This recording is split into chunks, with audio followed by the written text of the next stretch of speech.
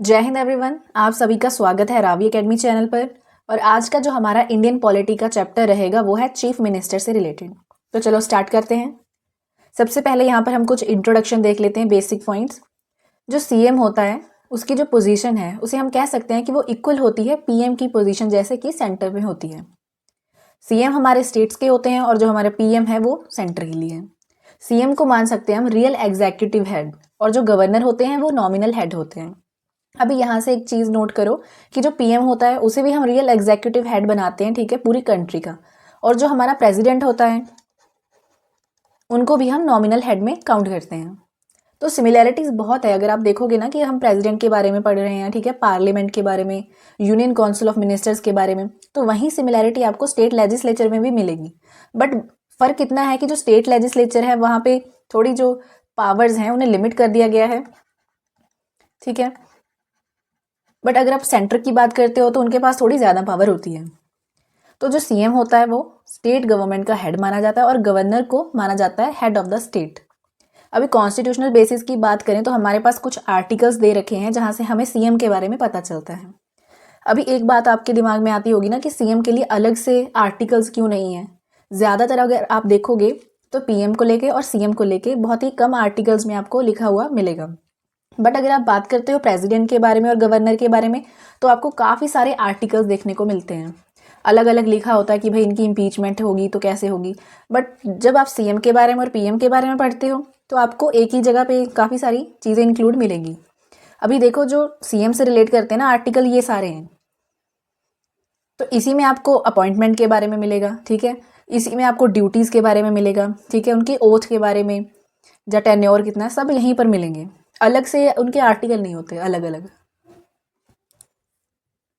तो यहाँ पर आर्टिकल्स मेंशन कर रखे हैं कि जैसे सबसे पहले है आर्टिकल 163, तो काउंसिल ऑफ मिनिस्टर्स होगी जो एक तरह से एडवाइस करेगी गवर्नर को। फिर आता है हमारे पास आर्टिकल 164 जहाँ पे सीएम है उन्हें अपॉइंट किया जाएगा गवर्नर के द्वारा। बाकी जो प्रोविजंस होंगी मिनिस्टर्स को लेके वो सभी हम आर्टिकल 164 में देखेंगे। आर्टिकल 166 की बात करें तो कंडक्ट ऑफ बिजनेस, मतलब जो गवर्नमेंट है, ठीक है, उसके जो क्या क्या मैटर्स रहेंगे उन्हें कैसे देखा जाएगा और क्या क्या उनमें उसमें चेंजेस किए जाएंगे, वो सभी 166 में इंक्लूड हैं। फिर आता है हमारे पास ड्यूटीज़ ऑफ सीएम। नेक्स्ट है rights of ministers in the house. तो जो आर्टिकल 163 है ना, तो वहाँ पर सिर्फ इतना ही है कि जो गवर्नर है उन्हें कैसे एडवाइस दी जाती है, ठीक है। बाकी जो सारा काम होता है वो काउंसिल ऑफ मिनिस्टर्स ही देखती है, बट एक तरह से एडवाइस करना गवर्नर को इनका काम माना जाता है। तो हम स्टार्टिंग ही आर्टिकल 164 से करेंगे। Other provisions as to ministers, तो जो सीएम होते हैं उन्हें अपॉइंट किया जाता है गवर्नर के द्वारा। बाकी जो मिनिस्टर्स होते हैं उन्हें गवर्नर अपॉइंट करते हैं, बट एडवाइस होती है सीएम की। अभी यहाँ पर ऐसा नहीं है कि जो सीएम है, ठीक है, उन्हें डायरेक्टली गवर्नर ही इलेक्ट कर देते हैं। ये डायरेक्टली इलेक्ट होते हैं, बट एक कन्वेंशन के तौर पर इन्हें जो अपॉइंट किया जाता है वो गवर्नर करते हैं, मतलब इन्हें अपनी मेजोरिटी प्रूव करने के लिए बोला जाता है। नेक्स्ट पॉइंट है हमारे पास कि जो मिनिस्टर्स होते हैं वो तब तक ऑफिस में रह सकते हैं जब तक कि प्लेजर ऑफ गवर्नर हो। बट इसके पीछे जो एक्चुअल पर्सन होते हैं वो सीएम होते हैं, मतलब सीएम है जो, ठीक है, वही गवर्नर को एडवाइस करेंगे कि भाई इस मिनिस्टर को इस ऑफिस में रखना है या नहीं। आ गया था हमारे पास कि जो नॉन मेंबर होते हैं वो भी मिनिस्टर बन सकते हैं, बट सिर्फ मैक्सिमम 6 मंथ्स के लिए, बट बाद में उन्हें इलेक्ट होना पड़ता है। नेक्स्ट पॉइंट है हमारे पास ट्राइबल वेलफेयर मिनिस्टर, जो कि मैंडेटरी बना दिए गए थे छत्तीसगढ़, झारखंड और ओडिशा में जब 94th अमेंडमेंट की गई थी। मतलब एक मिनिस्टर ट्राइबल वेलफेयर के लिए अपॉइंट किया जाएगा और वो मैंडेटरी होगा छत्तीसगढ़ में, झारखंड और ओडिशा में। तो यहाँ पर एक बिहार भी ऐड था, बट उसे बाद में एक्सक्लूड कर दिया गया था क्योंकि वहाँ पे जो एसटी की पॉपुलेशन है बहुत ज़्यादा कम थी। तो फिर ये डिसाइड किया गया कि वहाँ पर मिनिस्टर की ज़रूरत नहीं है। फिर oath of office and secrecy, जिसको कि गवर्नर देखते हैं। आगे है हमारे पास आर्टिकल 166 जो बताता है conduct of business of state government के बारे में, कि जो स्टेट गवर्नमेंट के जो सारे काम होंगे उसे कैसे अरेंज किया जाएगा और कैसे किया जाएगा। सारे जो एग्जीक्यूटिव एक्शंस होते हैं वो in the name of governor, मतलब गवर्नर के नाम पर ही होते हैं, बट यहाँ पे इनको एडवाइस देने वाले कौन होते हैं? काउंसिल ऑफ मिनिस्टर्स और सीएम।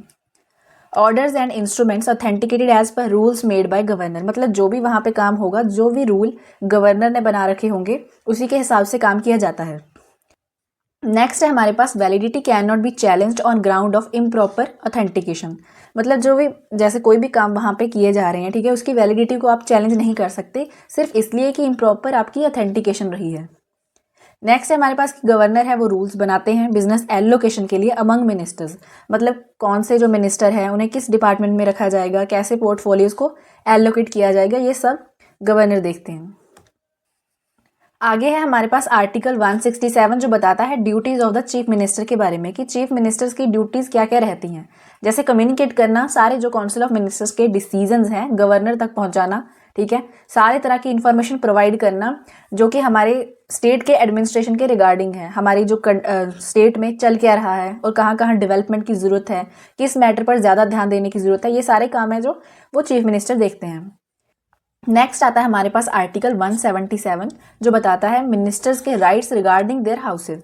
हर एक जो मिनिस्टर होता है उसे राइट होता है to speak and take part in proceeding of both houses, मतलब दोनों हाउसेज में, ठीक है, जो भी प्रोसीडिंग्स चल रही हैं उसमें वो हिस्सा ले सकते हैं और उन्हें बोलने का भी अधिकार होता है। But can vote only in the house of which he is a member, पर वोटिंग वो वहाँ कर सकते हैं जिस हाउस से वो बिलोंग करते हैं और जिस हाउस के वो मेंबर होते हैं।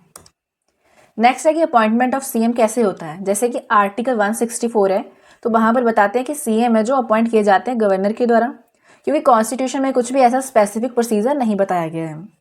और पार्लियामेंट्री कन्वेंशन होता है कि जो लीडर होगा मेजोरिटी पार्टी का उसे ही सीएम अपॉइंट किया जाता है। बट गवर्नर के पास कुछ डिस्क्रेशनरी पावर्स होती हैं कि अगर कोई भी क्लियर मेजोरिटी नहीं है तो गवर्नर खुद अपॉइंट कर सकते हैं किसी लीडर को, लार्जेस्ट पार्टी के हो या फिर वो कोएलिशन पार्टी के हो। बट वहाँ पर भी क्या होता है कि उन्हें अपनी मेजोरिटी को with in a month prove करना होता है, या फिर कोई और रीजनेबल पीरियड भी उन्हें प्रोवाइड किया जाता है कि आप मेजोरिटी को प्रूव करो तभी जाके आप जो है चीफ मिनिस्टर वो बन सकते हैं। अगर सिटिंग जो सीएम है उनकी डेथ हो जाती है तो गवर्नर किसी और लीडर को अपॉइंट करते हैं। नेक्स्ट है कि जो नॉन मेंबर्स होते हैं वो भी सीएम बन सकते हैं पर 6 मंथ्स के लिए, जब तक उन्हें इलेक्ट होना पड़ता है। Roles and powers of CM with respect to council of ministers, कि जो सीएम की रोल क्या है या फिर पावर्स हैं काउंसिल ऑफ मिनिस्टर्स के रिगार्डिंग तो क्या क्या होते हैं।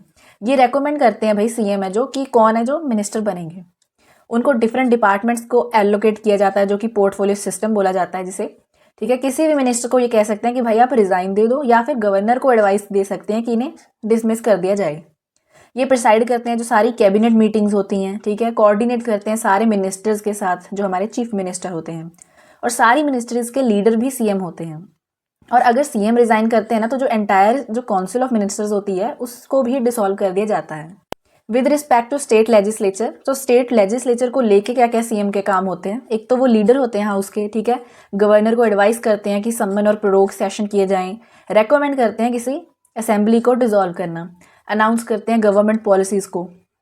और विद रिस्पेक्ट टू गवर्नर उनके काम क्या होते हैं, वो एक तरह से मेन कम्युनिकेशन लिंक होते हैं काउंसिल ऑफ मिनिस्टर और गवर्नर को लेके, और अपनी ड्यूटीज़ को परफॉर्म करते हैं आर्टिकल 167 के अंडर। नेक्स्ट हमारे पास है ओथ, टर्म एंड सैलरी क्या होती है सीएम की। तो जो ओथ है वो एडमिनिस्टर करते हैं गवर्नर, ठीक है। इनका जो टर्म होता है वो फिक्स नहीं होता है, मतलब जब तक ये मेजोरिटी प्रूव करके वहाँ पे रहते हैं तब तक सही होता है। बट अगर ये मेजोरिटी प्रूव नहीं कर पाते हैं तो इन्हें रिज़ाइन करना पड़ता है और जो काउंसिल ऑफ मिनिस्टर्स है वो भी डिसॉल्व हो जाती है। थर्ड है हमारे पास कि holds office during pleasure of governor, मतलब वही चीज़ है कि मेजोरिटी प्रूव करते हैं अपनी। और जो सैलरी होती है वो स्टेट लेजिस्लेचर डिसाइड करती है। तो सीएम के रिगार्डिंग अगर देखा जाए तो कुछ इंपॉर्टेंट जजमेंट्स आती हैं हमारे पास। सबसे पहली है SI Bombay versus union of India 1994 में। तो जो सीएम है, ठीक है, उनका जो टर्म है वो फिक्स नहीं है, और जो सीएम है, ठीक है, उन्हें डिसमिस नहीं किया जा सकता जब तक कि वो अपनी मेजोरिटी लूज ना कर दें। थर्ड है कि जो गवर्नर है उन्हें रिलाई होना पड़ता है फ्लोर टेस्ट पे ताकि वो मेजोरिटी चेक कर सके, मतलब अपनी डिस्क्रिशनरी पावर से वो उन्हें वहाँ से हटा नहीं सकते। फिर आता है सेकेंड ARC 2005 रिकमेंडेशन क्या थी, तो ये सभी के लिए अप्लाई होती है, मतलब सीएम के लिए नहीं है ओनली, ठीक है। ओथ ऑफ सीक्रेसी वहाँ पे था तो उसे रिप्लेस करके ओथ ऑफ ट्रांसपेरेंसी कर दिया गया, मतलब इस वर्डिंग को ही चेंज कर दिया गया था। नेक्स्ट हमारे पास आता है कि डिफरेंस है प्राइम मिनिस्टर और चीफ मिनिस्टर में क्या क्या डिफरेंस होता है। अगर अपॉइंटमेंट की बात करें तो आर्टिकल 75 होता है, ठीक है, और प्रेसिडेंट अपॉइंट करते हैं कन्वेंशन के अकॉर्डिंग। और अगर बात करें चीफ मिनिस्टर की तो आर्टिकल 164 होता है और गवर्नर अपॉइंट करते हैं। नेक्स्ट है हमारे पास प्रोसीजर, यहाँ पे कोई स्पेसिफिक प्रोसीजर नहीं होता, ठीक है, मेजोरिटी जो लीडर होता है उसे ही अपॉइंट किया जाता है और सेम यहाँ पर भी फॉलो होता है। फिर होता है कि जो वोट ऑफ कॉन्फिडेंस है, जहाँ पे प्रूव करना पड़ता है लोकसभा में, जो होता नहीं नो कॉन्फिडेंस मोशन हो गया, ठीक है, या फिर वोट ऑफ कॉन्फिडेंस है, अगर इन चीज़ों को आप प्रूव कर देते हो लोकसभा में तब तो आप बने रहते हो, ठीक है, अदरवाइज आपको वहाँ से रिज़ाइन देना पड़ता है। और सेम ऐसा ही होता है चीफ मिनिस्टर के लिए, उन्हें अपना जो मेजोरिटी प्रूव करनी पड़ती है स्टेट असेंबली में। टर्म की बात करें तो यहाँ पर फिक्स नहीं होता है, ठीक है, प्लेजर ऑफ प्रेसिडेंट हो तब तक वो रह सकते हैं, ठीक है। यहाँ पर भी सेम होता है, प्लेजर ऑफ गवर्नर की बात होती है।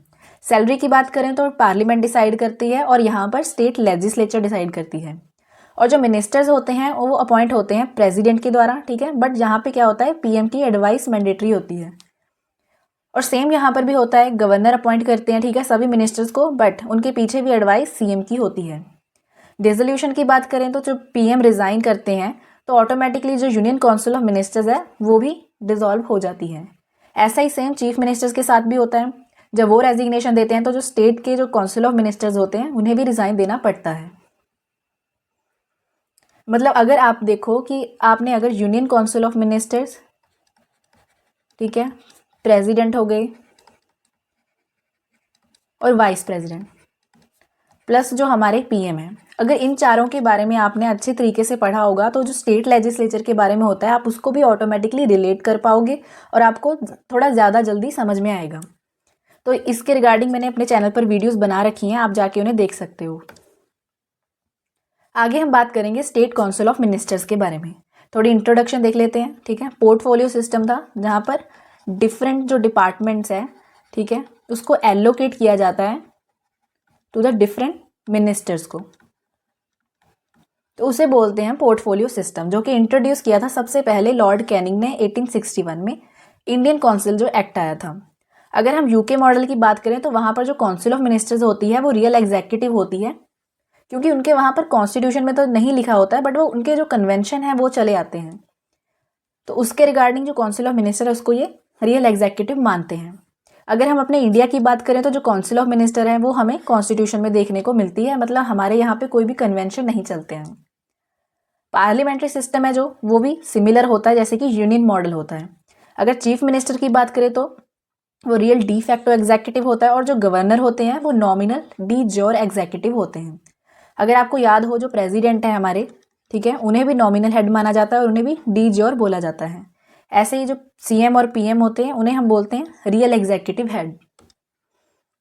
और स्टेट एग्जीक्यूटिव में कौन कौन आते हैं, पहले तो गवर्नर, फिर सीएम, जो स्टेट काउंसिल ऑफ मिनिस्टर्स होते हैं, देन आते हैं एडवोकेट जनरल। अगर हम यूनियन की बात करें तो वहां पर आते हैं प्रेसिडेंट, पीएम, ठीक है, union council of ministers, advocate general यहां पर आते हैं, वहां पर होते हैं अटॉर्नी जनरल।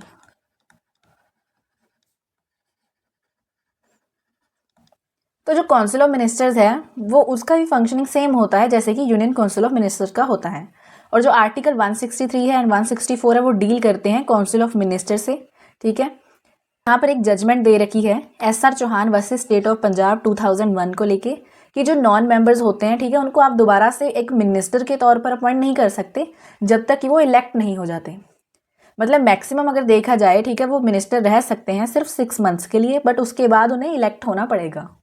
तो यहाँ पर हमारे पास कुछ कॉन्स्टिट्यूशनल अमेंडमेंट्स दे रखी हैं। सबसे पहली है 91st कॉन्स्टिट्यूशनल अमेंडमेंट एक्ट 2003।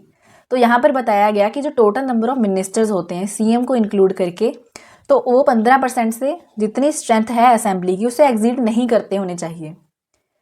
तो ये बात हो रही है स्टेट की। तो मिनिमम नंबर ऑफ मिनिस्टर्स बताए उन्होंने कि 12 होने चाहिए। और जो कोई भी मेंबर है, ठीक है, अगर वो डिस्क्वालीफाइड होता है अंडर एंटी डिफेक्शन लॉ, ठीक है, उसको दोबारा से आप मिनिस्टर अपॉइंट नहीं कर सकते। आता है हमारे पास 94th अमेंडमेंट एक्ट 2006, जहां पर जो ट्राइबल वेलफेयर मिनिस्टर थे बिहार में उन्हें इन्होंने रिमूव कर दिया। मैंने बताया था कि वहाँ पे जो एसटी की पॉपुलेशन थी बहुत ज़्यादा कम थी, तो वहाँ से इसलिए ट्राइबल वेलफेयर मिनिस्टर्स को हटाया गया था।